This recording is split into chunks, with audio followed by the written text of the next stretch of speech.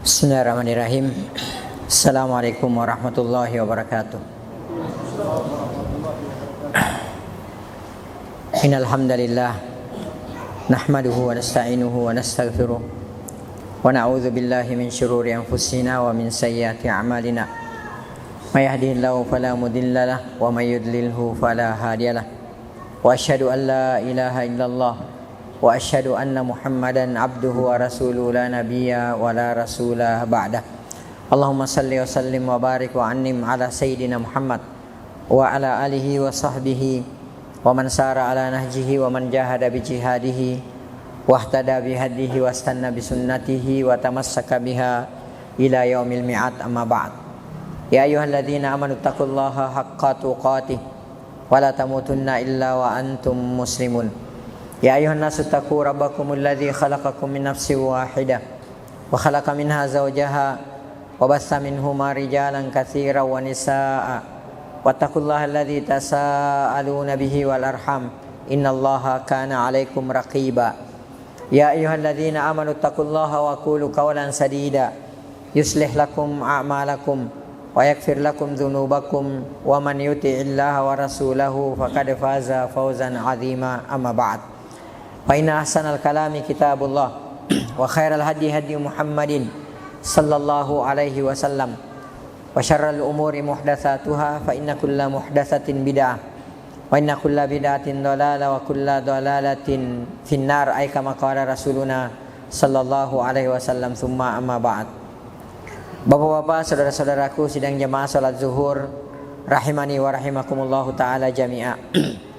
Seperti biasa, mari sejenak kita memanjatkan puji dan syukur kehadirat Allah Subhanahu wa taala, yang mana sampai pada siang hari yang sangat berbahagia ini Allah Subhanahu wa taala masih senantiasa memberikan kepada kita berbagai macam karunia dan kenikmatannya.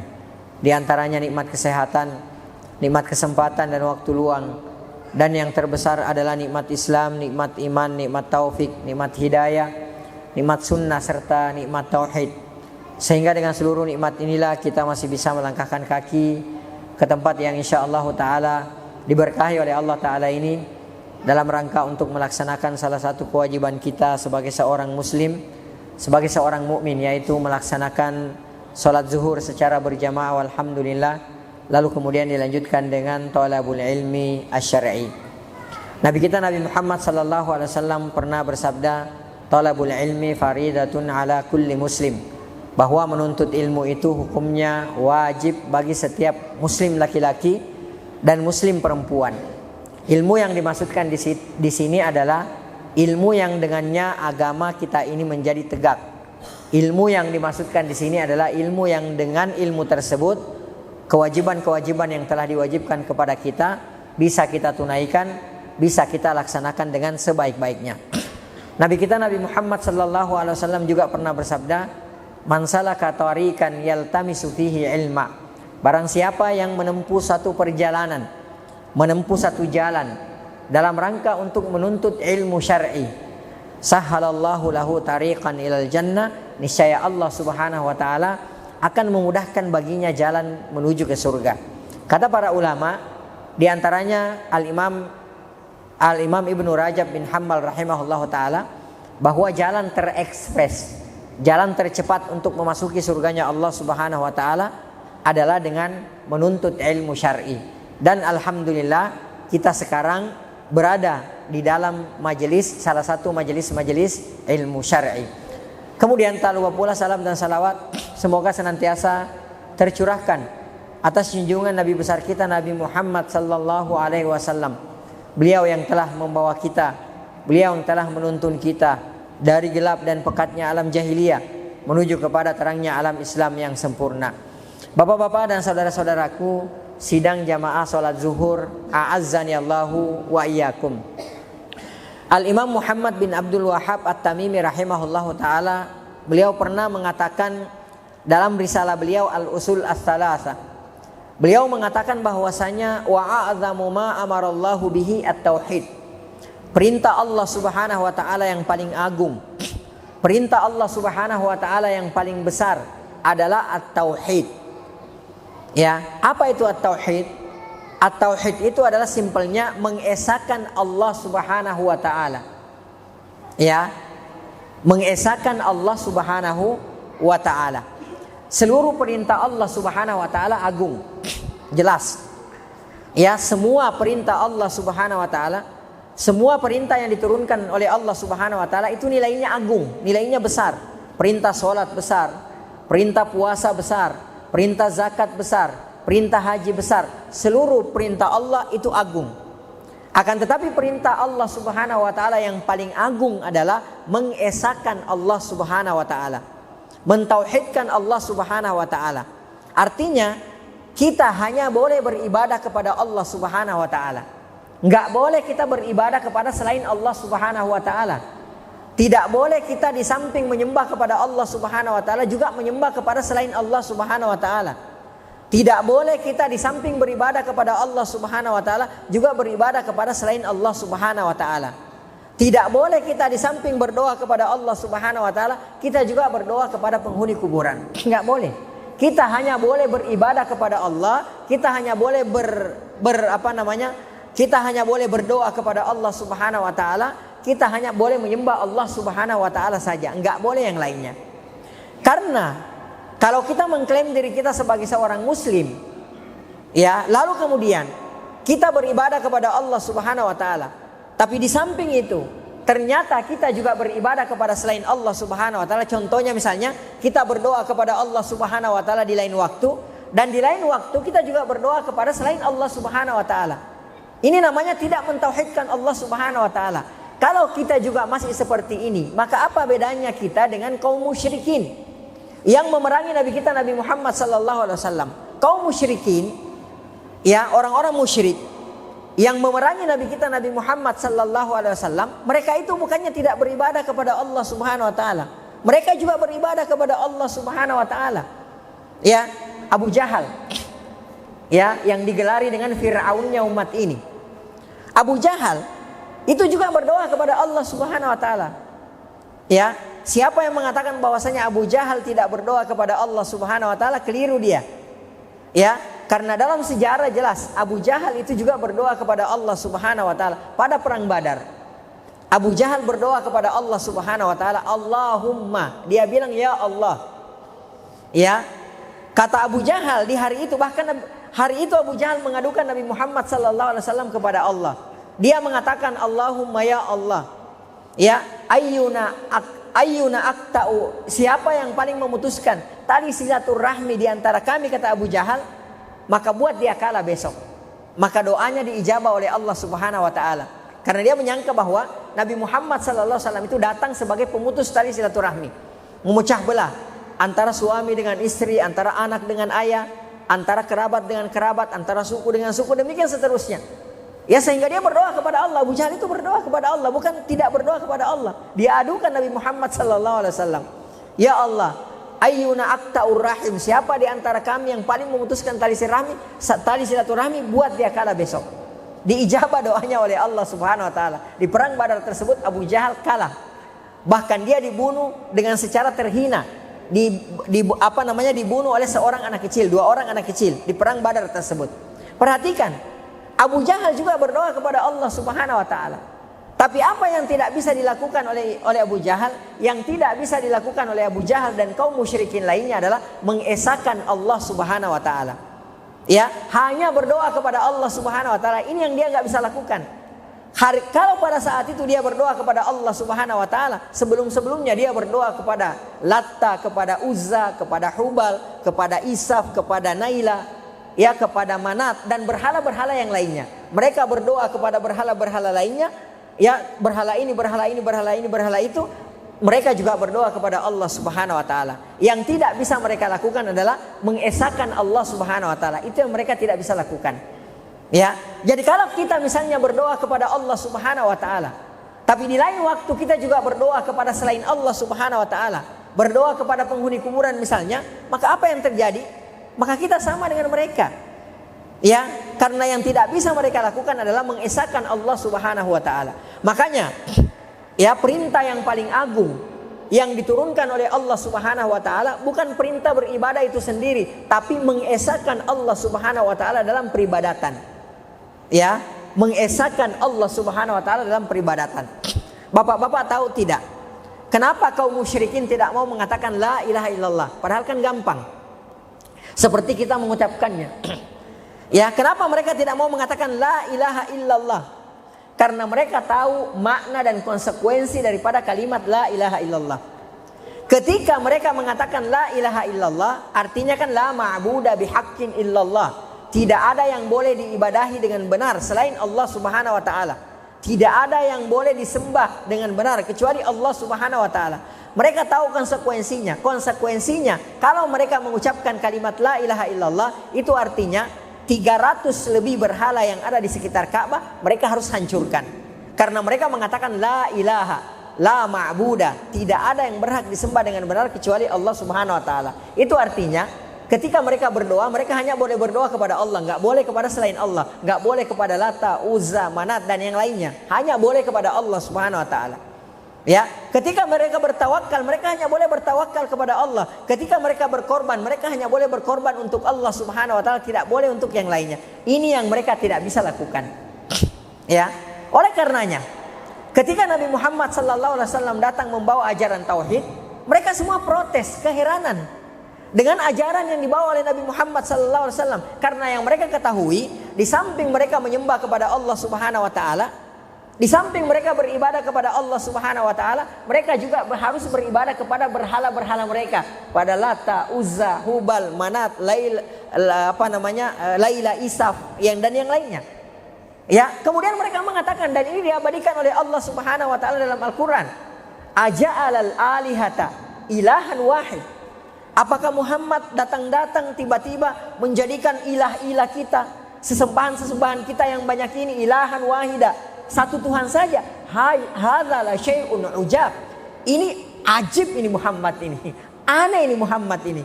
Datang-datang tiba-tiba menjadikan sesembahan kita hanya satu ilah saja. Padahal selama ini turun-temurun, di samping mereka berdoa kepada Allah Subhanahu wa taala, juga mereka berdoa kepada selain Allah Subhanahu wa taala. Ya, kita kembali.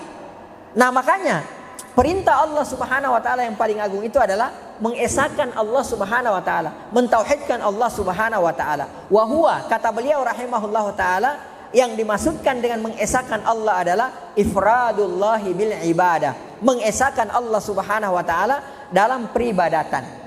Kemudian kata beliau selanjutnya, wa a'zamu manaha anhu asyirku, dan larangan Allah Subhanahu wa taala yang paling agung, larangan Allah Subhanahu wa taala yang paling besar adalah larangan menduakan Allah Subhanahu wa taala.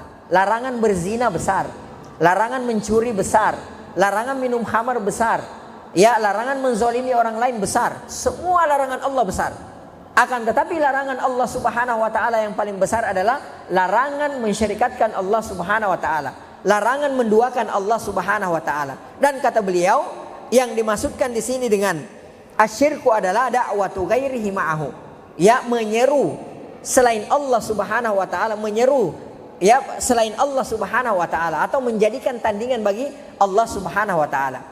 Dalam Al-Qur'an surah An-Nisa ayat 35, Allah Subhanahu wa taala berfirman, wa'budullah, sembahlah oleh kalian Allah Subhanahu wa taala. Bukan hanya menyembah saja. Karena kalau menyembah saja, boleh jadi kita menyembah kepada Allah, kita juga menyembah kepada selain Allah. Boleh jadi kita beribadah kepada Allah, kita juga beribadah kepada selain Allah. Bukan. Akan tetapi yang diperintahkan adalah menyembah, beribadah kepada Allah Subhanahu wa taala dan mengesahkan Allah Subhanahu wa taala. Dan ini yang paling penting, mengesahkan Allah Subhanahu wa taala, mentauhidkan Allah Subhanahu wa taala. Wala tusyriku bihi syai'a, dan janganlah mensyirikatkan Allah Subhanahu wa taala. Jangan menduakan Allah Subhanahu wa taala. Tidak boleh kita menjadikan sesembahan peribadatan kepada selain Allah Subhanahu wa taala. Taib. Bapak-bapak, saudara-saudaraku, a'azzani Allah wa iyyakum. Orang yang mengesahkan Allah Subhanahu wa taala atau orang yang mentauhidkan Allah Subhanahu wa taala tentu saja akan mendapatkan banyak keutamaan. Mungkin hanya bisa kita sebutkan sebagian keutamaannya pada kesempatan kita kali ini karena mungkin waktunya yang terbatas. Tapi mudah-mudahan ya yang sedikit ini bisa mencerahkan kita tentang mengesahkan Allah Subhanahu wa taala. Di antara keutamaan orang yang mentauhidkan Allah Subhanahu wa taala atau mengesahkan Allah Subhanahu wa taala, maka dia pasti akan dimasukkan surga oleh Allah Subhanahu wa taala. Ya, itu kepastian. Kalau ada seorang hamba yang mengesahkan Allah Subhanahu wa taala, mentauhidkan Allah Subhanahu wa taala dengan tauhid yang sebenarnya, maka pasti dia akan dimasukkan oleh Allah Subhanahu wa taala ke dalam surganya.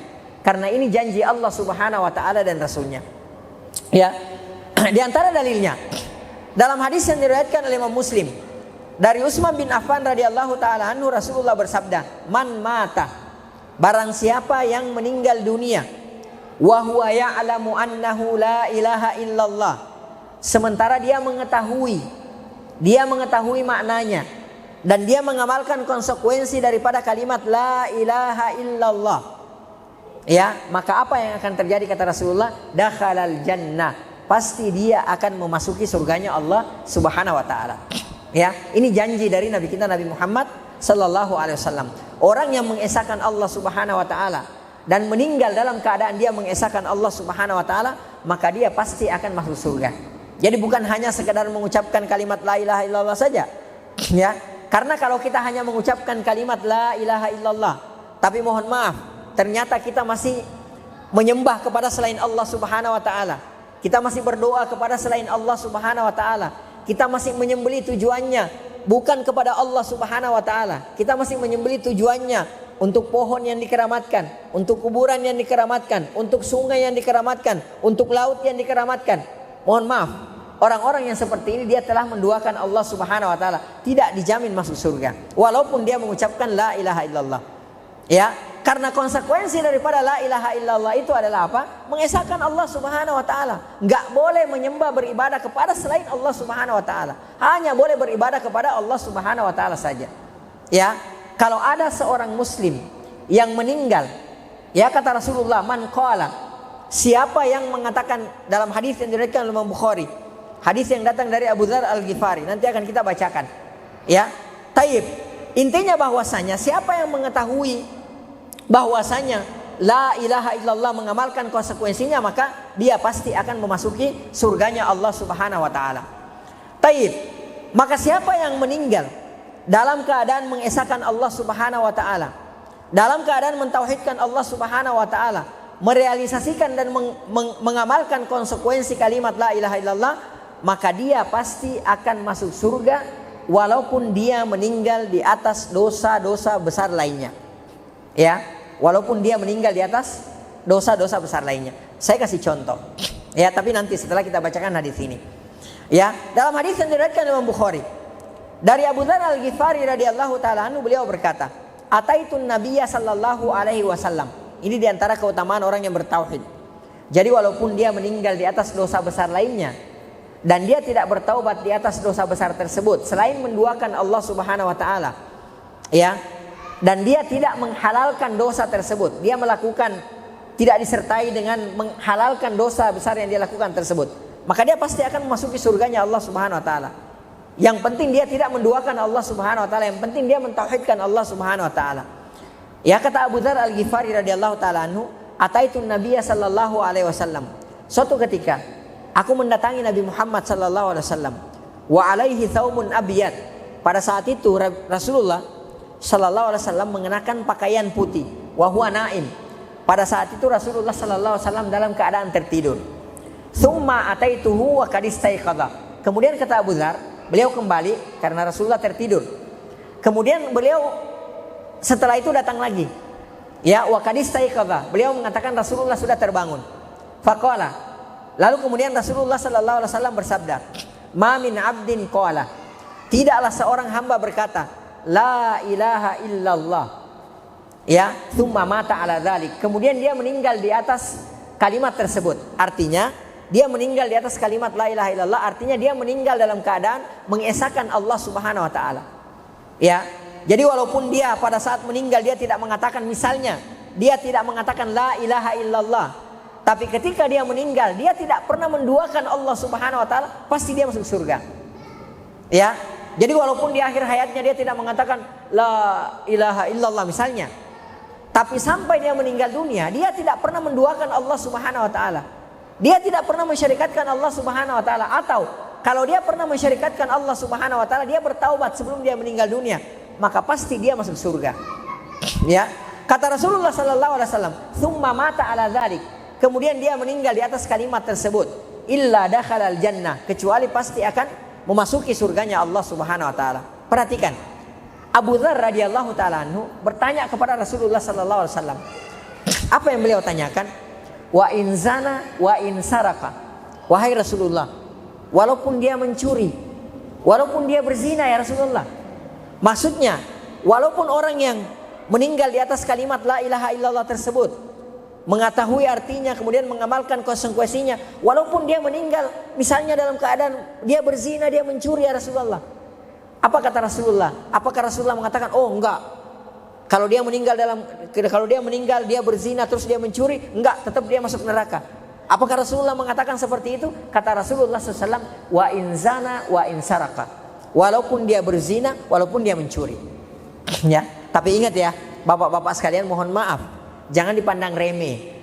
Jangan sampai ada yang berpendapat di antara kita, biarin saya mencuri, yang penting saya bertauhid. Hati-hati. Ya, siapa yang menjamin kalau kita meninggal dunia kita langsung dimasukin surga oleh Allah Subhanahu wa taala? Siapa yang menjamin bahwasanya ketika kita meninggal langsung diampuni dan dimasukkan surga tanpa dimasukkan terlebih dahulu dalam neraka? Ingat, satu hari di dalam neraka kata Allah Subhanahu wa taala, "Ka'alfi sanatin mimma ta'udun." Seperti 1000 tahun yang kalian hitung di dunia. Jadi satu hari di sana di neraka 1000 tahun di sini. Sanggup kita satu hari di neraka? Nauzubillahi min dzalik. Ya, azab yang paling ringan di neraka dan itu hanya dirasakan oleh satu orang. Azab yang paling ringan kata Rasulullah adalah ketika seseorang dipakaikan alas kaki atau sandal yang terbuat dari neraka. Ketika orang tersebut memakai alas kaki tersebut, mendidihlah sampai ke otaknya, dan dia menyangka bahwa itu adalah azab yang paling berat. Padahal kata Rasulullah, ini adalah azab yang paling ringan. Kata Rasulullah SAW, mau satu hari di neraka, ya, terus azabnya lebih berat dari azab ini, karena ini hanya dirasakan oleh satu orang saja. Na'udzubillahi min dzalik. Jadi kalau kita membacakan hadis-hadis seperti ini, jangan dipandang remeh. Udahlah, biarin saya berzina, yang penting saya bertauhid.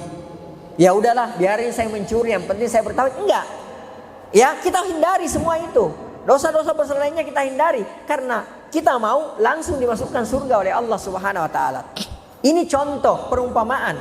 Dan Abu Dzar bertanya, "Ya Rasulullah, walaupun dia mencuri, walaupun dia berzina, walaupun dia mencuri ya Rasulullah, apa kata Rasulullah sallallahu alaihi wasallam? Wa in zana wa in saraka." Walaupun dia berzina, walaupun dia mencuri. Ya. Abu Dzar pasti penasaran. Ya. Abu Dzar nanya lagi, "Ya Rasulullah, wa in zana wa in saraka." Nanya kedua kalinya. "Wahai Rasulullah, walaupun dia berzina, walaupun dia mencuri." Kata Rasulullah sallallahu alaihi wasallam yang kedua kalinya apa? Ya, mungkin Abu Dzar berharap, "Oh enggak. Kalau berzina sama mencuri enggak, lain. Kasusnya lain." Rasulullah SAW mengatakan, "Wa in zana wa in saraka." Walaupun dia berzina, walaupun dia mencuri. Abu Dzar masih penasaran. 3 kali nanya, "Ya Rasulullah, wa in zana wa in saraka." Walaupun dia berzina, walaupun dia mencuri ya Rasulullah. Kata Rasulullah, "Wa in zana wa in saraka." Walaupun dia berzina, walaupun dia mencuri. Ala ragmi anfi Abi Dzarrin. Walaupun Abu Dzar benci terhadap jawaban ini. Ya. Jadi walaupun Abu Dzar enggak senang dengar jawaban ini, tapi kata Rasulullah itulah yang terjadi. Di antara keutamaan orang-orang yang mengesahkan Allah Subhanahu wa taala, ketika dia meninggal di atas dosa besar lainnya, tentu saja dosa besar yang tidak ditaubati, maka pasti dosanya tersebut akan diampuni oleh Allah Subhanahu wa taala. Ya, pasti dosanya tersebut akan diampuni oleh Allah Subhanahu wa taala, dan sering kita ulang-ulangi. Ya, bahwa ini keyakinan kita Ahlus Sunnah wal Jamaah. Kalau ada seorang muslim yang mengesahkan Allah Subhanahu wa taala, yang mentauhidkan Allah Subhanahu wa taala, terjatuh kepada salah satu dosa besar, taruhlah misalnya contoh, ya, ini orang tidak pernah menduakan Allah, tidak pernah mensyirikatkan Allah, atau taruhlah dia pernah mensyirikatkan Allah, kemudian dia bertaubat dengan taubatan nasuha. Tiba-tiba di belakang hari misalnya, dia lagi dalam kondisi dia berzina misalnya, ya, berzina di pinggir sungai. Ya, ketika dia berzina jatuh, meninggal. Kita katakan su'ul khatimah, iya. Betul, dia su'ul khatimah. Akan tetapi orang-orang yang seperti ini sering kita katakan, dan ini keyakinan kita Ahlus Sunnah wal Jamaah, orang-orang yang seperti ini adalah tahta masyiatillah. di bawah kehendak Allah Subhanahu wa taala. Apa artinya tahta masyiatillah? Di bawah kehendak Allah Subhanahu wa taala. Insya'a ghafara lahu. Karena dia adalah orang yang bertauhid, dia adalah seorang muslim. Insya'a ghafara lahu. Kalau Allah menghendaki, Allah akan langsung ampuni dosanya dia tanpa diazab terlebih dahulu di neraka dan langsung dimasukkan ke dalam surga. Wa insya'a adzabahu ala qadri dzambihi. Akan tetapi kalau Allah menghendaki, Allah akan azab dia terlebih dahulu sesuai dengan kadar dosanya. Wa masiruhu ilal jannah. Akan tetapi endingnya, kalau kata orang Jawa, buntutnya pasti dia akan masuk surganya Allah Subhanahu wa taala. Ini keutamaan daripada orang-orang yang mengesahkan Allah Subhanahu wa taala. Makanya Rasulullah mengatakan wa in zana wa in saraka. Walaupun dia berzina, walaupun dia mencuri, ala ragmi amfi Abi Dzar. Walaupun Abu Dzar enggak suka jawaban ini. Tapi itu yang terjadi. Itu janji Allah Subhanahu wa taala kepada orang-orang yang bertauhid, ya. Allah Subhanahu wa taala pernah berfirman, "Ya ibadi, wahai para hambaku, lau ataitani bi kurabil ardi khataya." Andai kamu datang kepadaku dalam keadaan membawa dosa sepenuh bumi. Ya, Allah tidak mengatakan, "Wahai hambaku, ya, andai engkau datang dengan membawa dosa sepenuh Sorong," enggak. Ya, sepenuh Papua, enggak. Allah mengatakan, "Ya ibadi, lau ataitani bi kurabil ardi khataya." Andai engkau datang kepadaku dalam keadaan membawa dosa sepenuh bumi. Tsumma laqitani la tusyrik bi syai'a. Kemudian engkau datang menemui aku dalam keadaan engkau tidak menduakan aku, kata Allah Subhanahu wa taala. Engkau tidak mensyirikatkan aku, artinya engkau mengesahkan aku. Ya. Maka apa kata Allah Subhanahu wa taala? La ataituka bikurabiha maghfirah. Niscaya aku akan mendatangkan kepadamu sepenuh bumi ampunan pula. Insyaallah.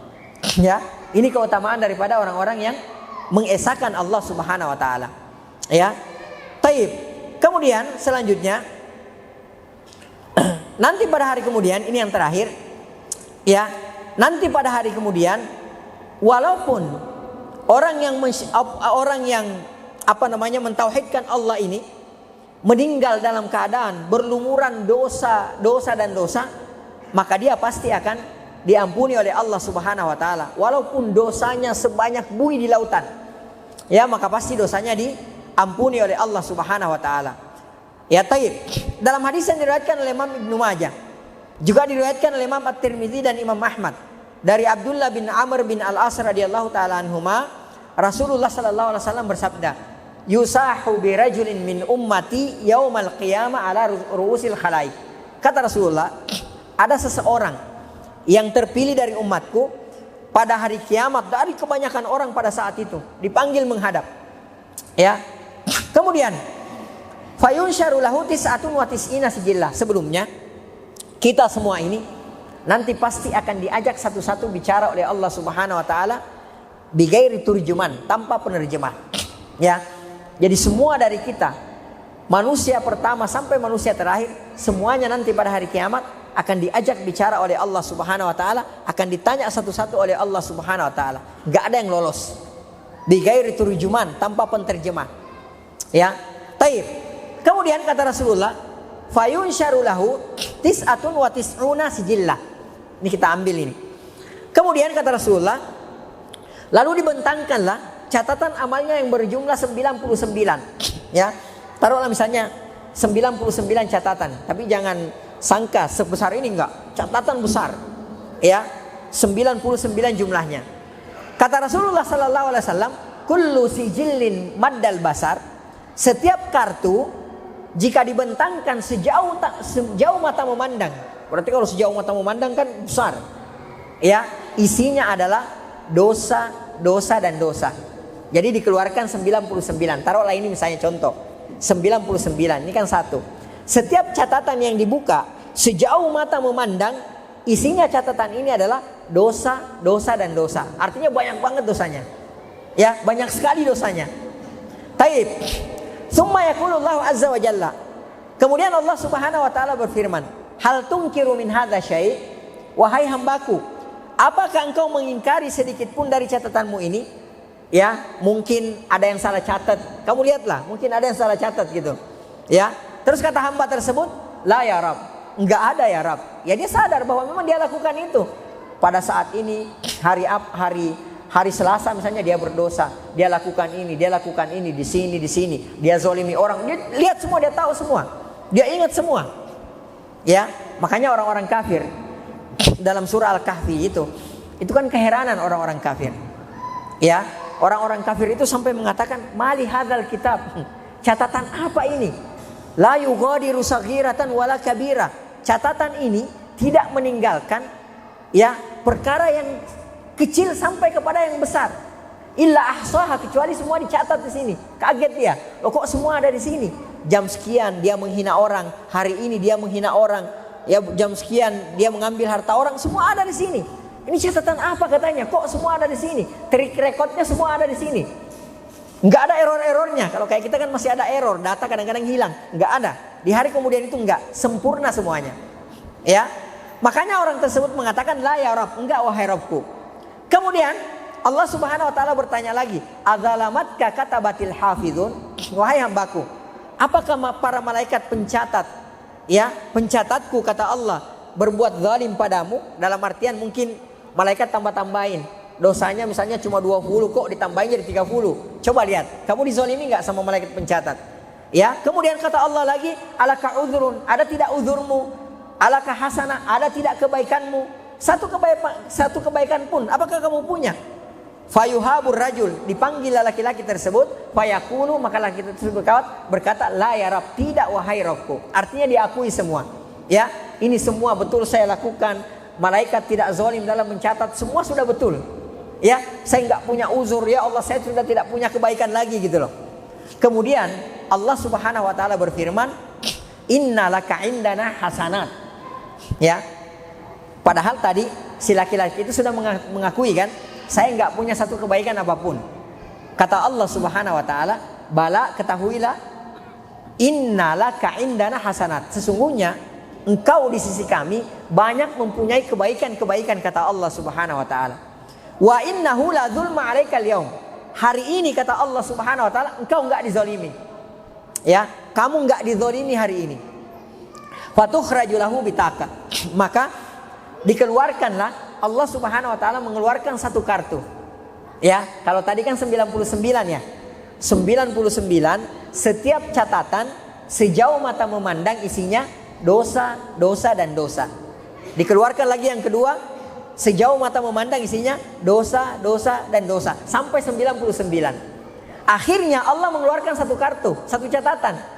Ya, fiha asyhadu an la ilaha illallah wa anna muhammadar rasulullah. Ternyata di dalamnya asyhadu an la ilaha illallah wa anna muhammadar rasulullah. Artinya dia adalah orang yang bertauhid. Walaupun dia pendosa, tapi dia tidak pernah menduakan Allah Subhanahu wa taala. Ya, itu artinya seperti itu. Maka si hamba tersebut berkata, ya, kata si hamba ini, ya Rabbi, wahai Rabbku, ma hadhil bitaqatu ma hadhihi sijillat. Apa artinya satu kartu ini dibandingkan dengan 99 kartu yang setiap kartunya, setiap catatannya isinya sejauh mata memandang dosa, dosa dan dosa. Apa artinya ini? Ya. Apa kata Allah Subhanahu wa taala? Innaka la tudlam. Hari ini engkau tidak dizalimi. Ya. Maka apa yang terjadi? Fatuda'u sijillat fi kiffah. Maka diletakkanlah catatan yang 99 itu, yang setiap catatan sejauh mata memandang isinya dosa, dosa dan dosa, diletakkan di satu sisi timbangan. Kemudian satu kartu ini yang isinya la ilaha illallah wa anna muhammadar rasulullah juga diletakkan di satu sisi timbangan. Wasaqulatil bitaka, maka beratlah timbangan yang satu ini. Ya, jadi yang satu ini ternyata lebih berat, yang isinya la ilaha illallah muhammadur rasulullah ternyata lebih besar daripada 99 catatan yang setiap catatannya sejauh mata memandang isinya apa? Dosa, dosa dan dosa. Ini diantara keutamaan orang-orang yang mengesahkan Allah Subhanahu wa taala, mentauhidkan Allah Subhanahu wa taala. Makanya ini yang menjadi prioritas kita. Ya, ini yang menjadi prioritas kita. Ini yang harus selalu kita pelajari. Tauhid, mengesahkan Allah Subhanahu wa taala supaya kita mengenal kesyirikan, supaya kita menjauhi kesyirikan tersebut.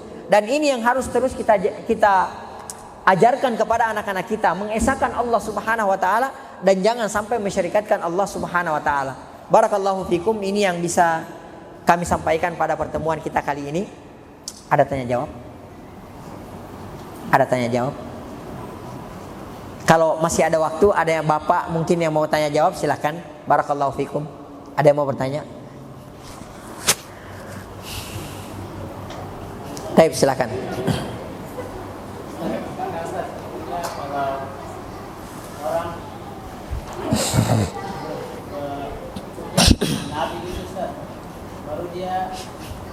Pakai, ayo maju ke sini. Barakallahu fikum. Pertanyaan anak Ustaz, hukumnya orang kalau bermuji ke Nabi atau ke orang soleh Ustaz, terus dia berdoa minta sama Allah, terus dia juga minta sama Nabi ketika wahai Nabi Muhammad, saya minta begini begitu kepada orang soleh. Taib, barakallahu fikum. Bagus pertanyaannya, insyaallah. Taib. Kita ini berbicara masalah ilmu ya. Pertama ya, dan keselamatan kita dunia dan akhirat. Jadi mohon bapak-bapak jangan ada yang tersinggung ya.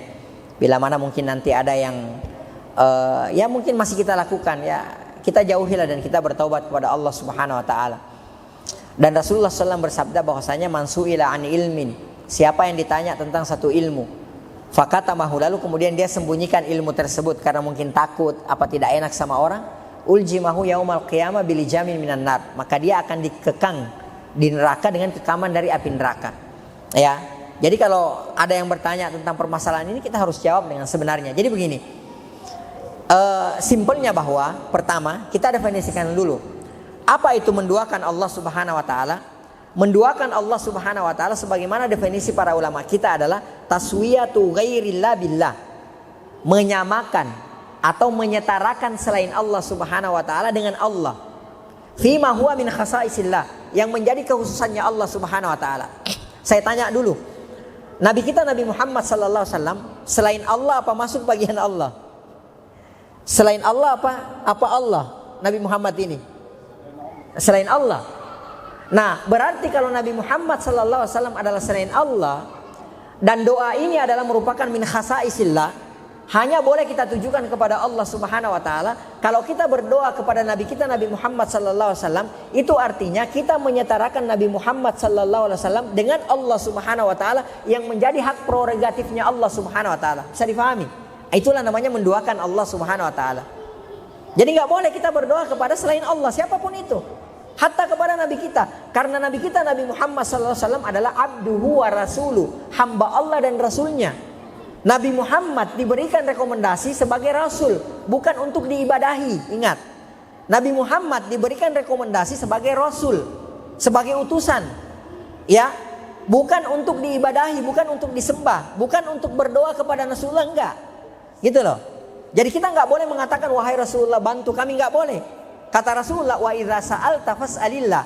Apabila engkau meminta pertolongan, minta pertolongan sama Allah Subhanahu wa taala. Beliau enggak mengatakan apabila kamu meminta pertolongan sepeninggalku, maka mintalah pertolongan kepadaku. Rasulullah enggak mengatakan begitu. Wa idza sa'alta fas'alillah. Apabila engkau meminta pertolongan, apabila engkau minta sama Allah. Wa idza sta'anta fasta'in billah. Apabila engkau beristi'anah, meminta pertolongan, minta sama Allah Subhanahu wa taala. Jangan setelahku. Rasulullah enggak katakan minta sama aku setelah aku meninggal, enggak. Ya, tapi Rasulullah mengatakan wa idza sta'anta fasta'in billah, minta kepada Allah Subhanahu wa taala. Jadi tidak boleh kita berdoa kepada Nabi kita Nabi Muhammad sallallahu alaihi wasallam dan kepada yang lainnya. Ya. Kata Rasulullah sallallahu alaihi wasallam, ya, kenapa menduakan Allah Subhanahu wa taala itu adalah dosa besar yang terbesar. Kalau kata Allah dalam surah Luqman, innasyirka ladzulmun azim. Sesungguhnya kesyirikan itu adalah kezaliman yang terbesar. Kalau kita bahasakan, kriminalitas terbesar yang ada di alam semesta ini adalah menduakan Allah Subhanahu wa taala. Ya, kejahatan terbesar yang ada di alam semesta ini adalah menduakan Allah Subhanahu wa taala. Kenapa kata Rasulullah? Kesyirikan ini adalah merupakan kezaliman yang terbesar karena taj'ala lillahi niddan wa huwa khalaqaka. Engkau menjadikan tandingan bagi Allah Subhanahu wa taala sementara hanya Allah yang menciptakan engkau. Saya mau tanya, yang menciptakan kita siapa? Allah. Oke.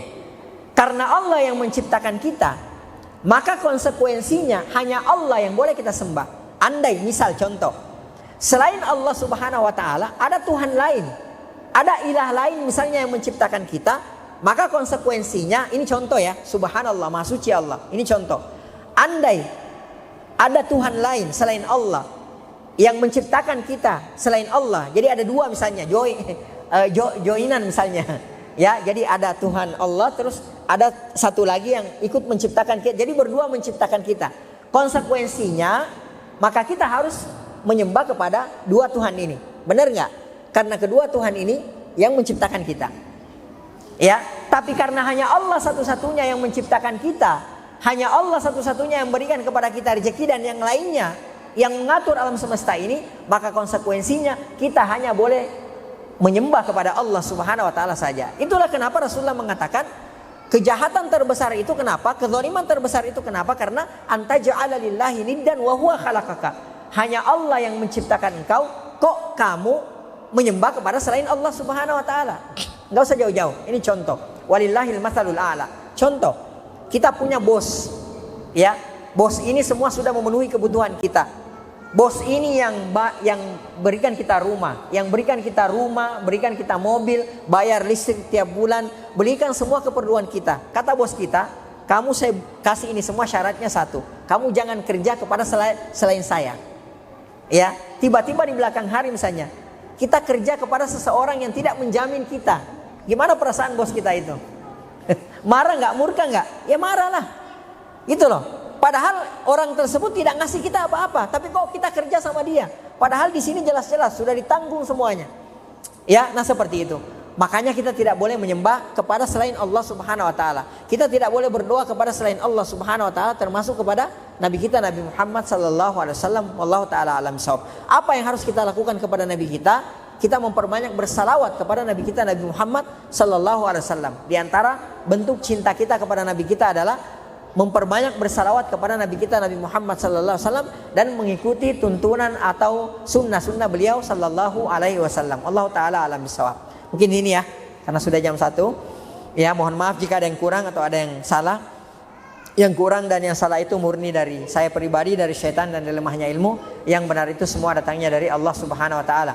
Naktafi bihadzal qadar wa nakhtatim bi subhanakallahumma bihamdik nasyhadu an la ilaha illa anta nastaghfiruka wa natubu ilaik. Hadaniyallahu ayyakum wa sallallahu ala nabiyyina Muhammad wa ala alihi wa sahbihi ajmain. Wa akhiru da'wana alhamdulillahi rabbil alamin. Assalamu alaikum warahmatullahi wabarakatuh. Ayo beramal jariah, jadikan harta kita lebih bermanfaat untuk dunia dan akhirat dengan membantu pembangunan Pondok Pesantren Cahaya Islam Papua.